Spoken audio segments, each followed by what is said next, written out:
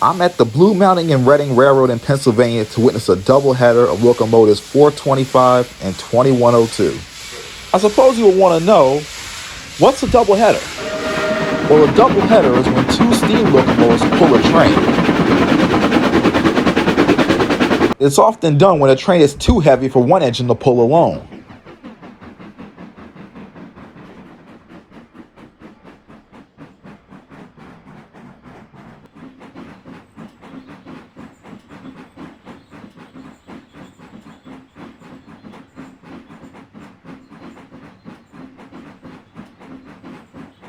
Double heading doesn't apply to diesels.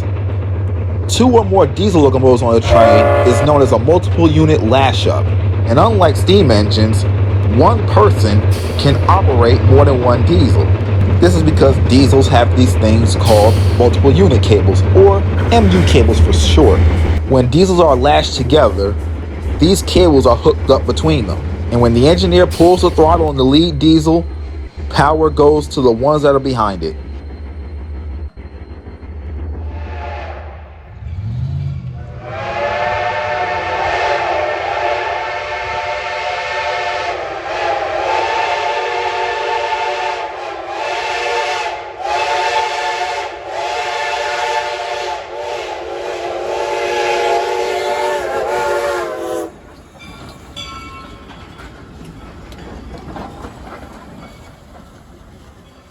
While we're waiting for the doubleheader to return, let me tell you a story about a very unexpected and unusual doubleheader that happened on the Southern United Railroad.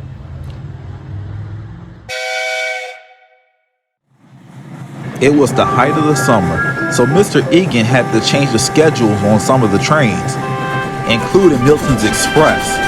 He had to run the train faster and pull harder.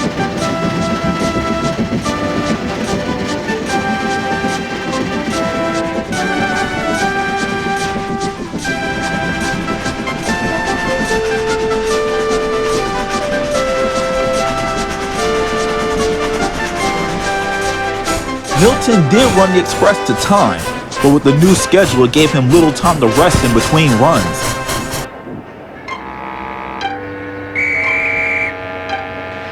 Never mind, he puffed proudly. It's all a part of being an Express engine.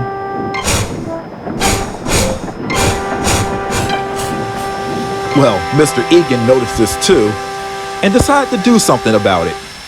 Milton, you will not be taking the Express today. Why? Why not, sir? Why am I not taking my Express? Well, with this new schedule, I see that you're not really resting in between your runs. So I figure you'll alternate on the Express with Marquis. Marquis? He shouted. Now, Milton didn't have a problem with Marquis, his personality. They were actually pretty cordial. It was Marquis's wheel type that worried him. You see, Marquis is a Pacific-type locomotive. Pacific-type locomotives were used to haul fast passenger trains, such as expresses, and were actually built to rival Milton's type, which is an Atlantic, and also built for passenger trains. And Milton always had a feeling in the back of his smoke box that Marquis would replace him on the Express one day. "Sir, I don't mind not having a rest," he said quickly. Well, I do mind, said Mr. Egan sternly. If you push yourself too hard and break down, you won't be taking the express at all. That shut Milton up. Congratulations, Marquis, smiled Larry. You worked real hard on the local trains. You certainly deserve it, added Kevin. Marquis was delighted with the express. He didn't try to outdo Milton, just to do the job similar to how he would do it so the passengers would be happy. So, how do you like being the express engine? Asked Sarah. I mean, said Marquis, it's all right. I mean, it's just a passenger train with fewer stops. Oh, look, said Toni Ann cheekily. It's the old express engine. Milton bustled up. I am not the old express engine. I am the current express engine. The one and only express engine. If you're that, then why is Marquis pulling the express tomorrow? Toni Ann sarcastically asked Milton. Only because of what Mr. Egan said, Milton snapped. Mark my words, Marquis. Once the summer is over, the express will be solely mine again. So don't get used to it. I won't, said Marquis, puzzled.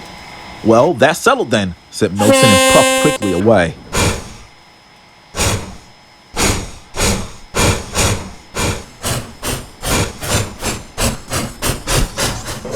The next morning at the quarry, Jessica had received some bad news. You need repairs, Jessica, so you will have to go to the workshops, said the quarry manager. But what about the shunting around here? Asked Jessica. Don't worry, replied Geraldine reassuringly. Samson and I can handle it. That's right, added Samson. Go on ahead, Jessica. The faster you repair it, the faster you'll be back. Jessica put on a brave face and puffed away.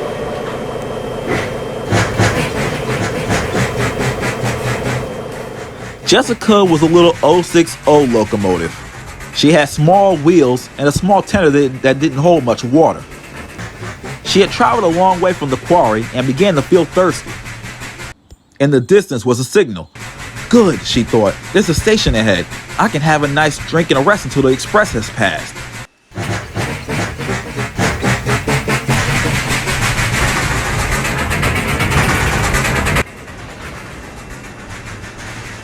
She stopped by the water tower.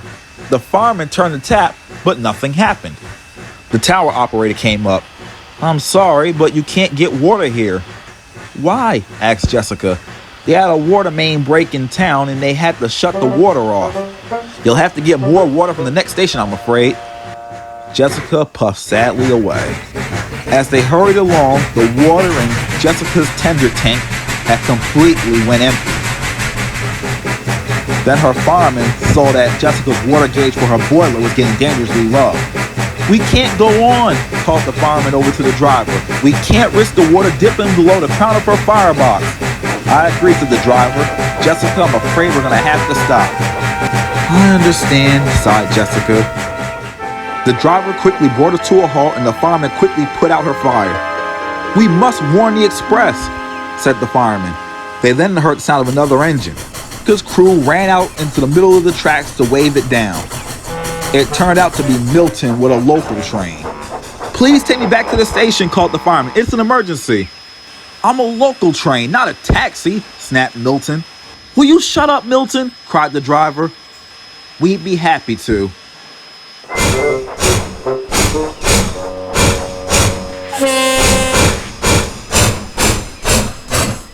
When they got to the station, they explained everything.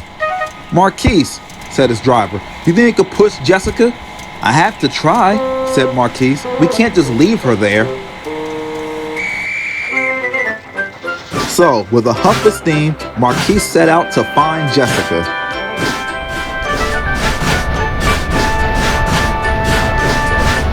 He came up behind Jessica and gave her a bump. Come on, you, let's go, he chuckled.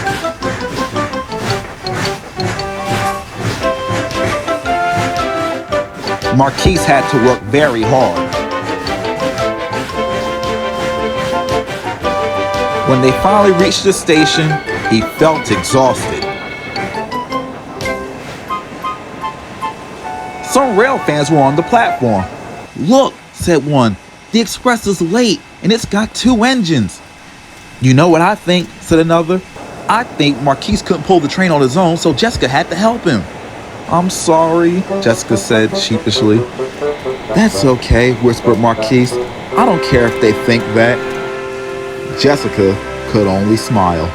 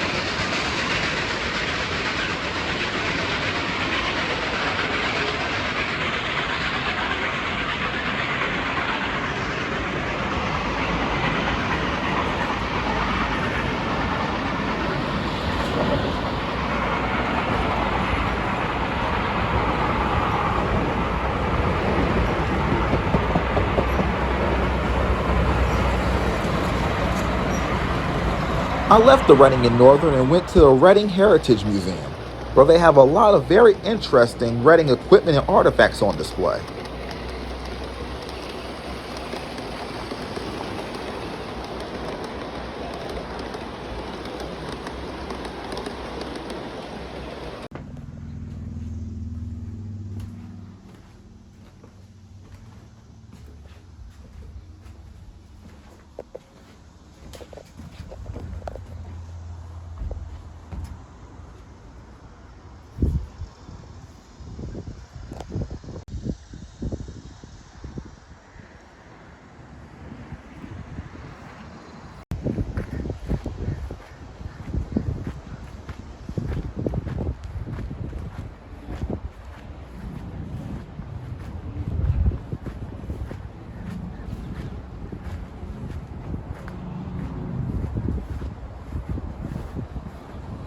Looking at this red diesel puts me in the mind of a diesel that was on the Southern United Railroad not too long ago. The key word in my sentence is was because he wasn't there for very long.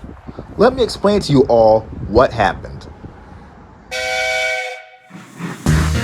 When you run a railroad of steam engines, it's always important to make sure you have a place that they can be turned around. This is because they can't really run fast tender first. There are many turntables on the Southern United Railroad. There's one in Otisville, one at the headquarters in South Plainsville, and even one at the end of Larry's branch line. Now, since Larry's been on his branch line, the mainline engines haven't been suffering at all with his absence. But this is because only Toni Ann was helping out. Toni Ann isn't a resident engine on the Southern United Railroad. She only comes to help out during the summer rush and the Christmas rush. She normally works closely with Sarah, but was also helping the others take on Larry's old jobs. Nevertheless, Mr. Egan knew Toni Ann would have to return to her own railroad soon, so he would have to find a permanent replacement on the main line. He decided to trial a Baldwin's road switcher. Toni Ann and Sarah would give him the job to show him around. Hello, welcome to the Southern United Railroad. I'm Sarah. And I'm Toni Ann. I'm Miles, said the diesel unsuringly. What's wrong? Asked Sarah. It's just that you're steam engines, he said.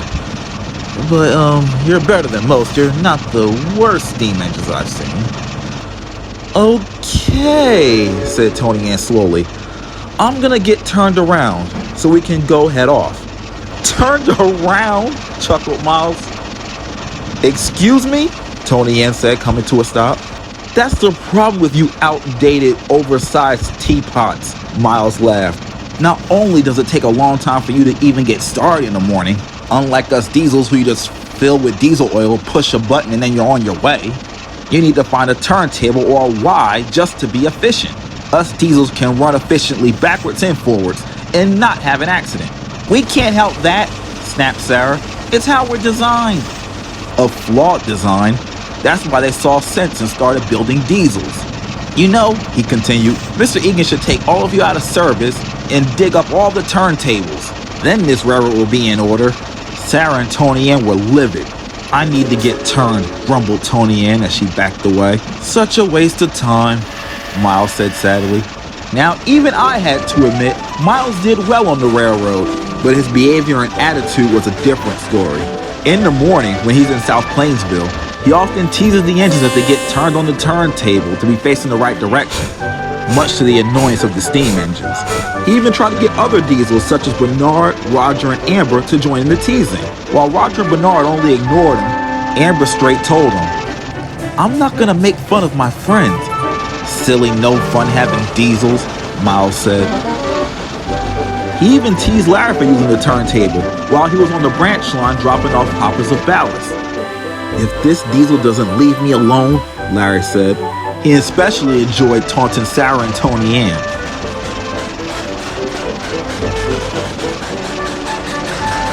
Sarah, look out! What? Shouted Sarah. Oh, it was nothing, jeered Miles. But I guess you wouldn't have known if that big old tender wasn't in the way. Rumbled Sarah.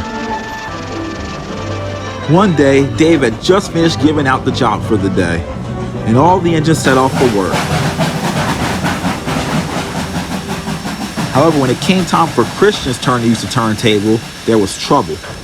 Dave, said the turntable operator, the turntable's jammed. We can't get it to budge. Dave looked up and realized that Christian, Ian, and Khadijah couldn't get out of the shed for work. Well, that's just great, shouted Dave and threw his clipboard onto the ballast. This would have to happen with Miles visiting, groaned Christian. Dave had to rewrite schedules, and Mr. Egan had to deal with a bunch of irate passengers. Miles was down at the seaport and was taunting Taylor and Chrissy. Oh, what's the matter? He teased. You upset because you don't have one of your stupid turntables? Taylor and Chrissy didn't reply and only glared. See now, if you were diesels, like yours truly, you wouldn't care if the turntable was working or not. You can reverse quickly with no issue. Allow me to demonstrate. And Miles reversed quickly toward his hoppers. If Miles hadn't have been busy showing off, he would have seen that the switch behind him wasn't set.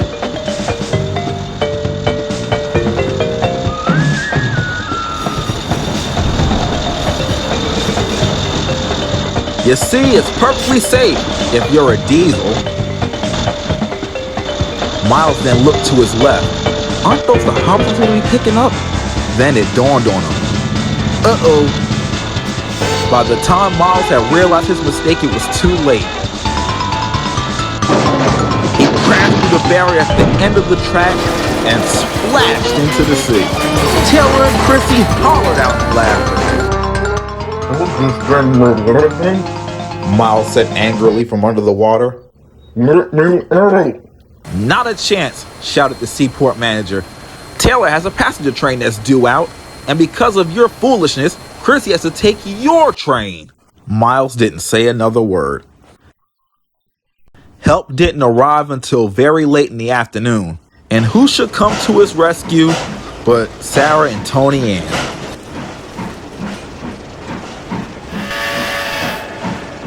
Miles gulped when he saw them. "Who are you?" Sarah asked. Miles grumbled from beneath the water. "We thought you were Miles," said Toni Ann sarcastically. "But you can't be Miles. You see, Miles is a very efficient diesel. Isn't that right, Sarah?" "Yes, he is," agreed Sarah. "He can go forwards and backwards with any issue." "So you must be a different diesel if you're in this predicament," Toni explained.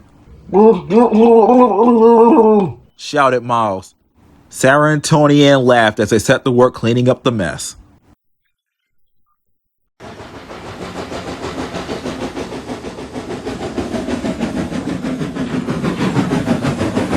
Mr. Egan met them at Denville. "Well done, Sarah and Toni." He then turned to Miles. "Your behavior has been unacceptable," he said sternly. "You will be repaired at my workshops under my expense, and after that, I will be sending you home." Mr. Egan was true to his word. The moment Miles was fixed, he was sent packing. On his way home, all the steam engines teased him about his accident. Miles didn't even respond. He just wanted to get far away from the railroad as possible, hoping to never return. And as a shock to absolutely no one, the engines hoped he wouldn't either.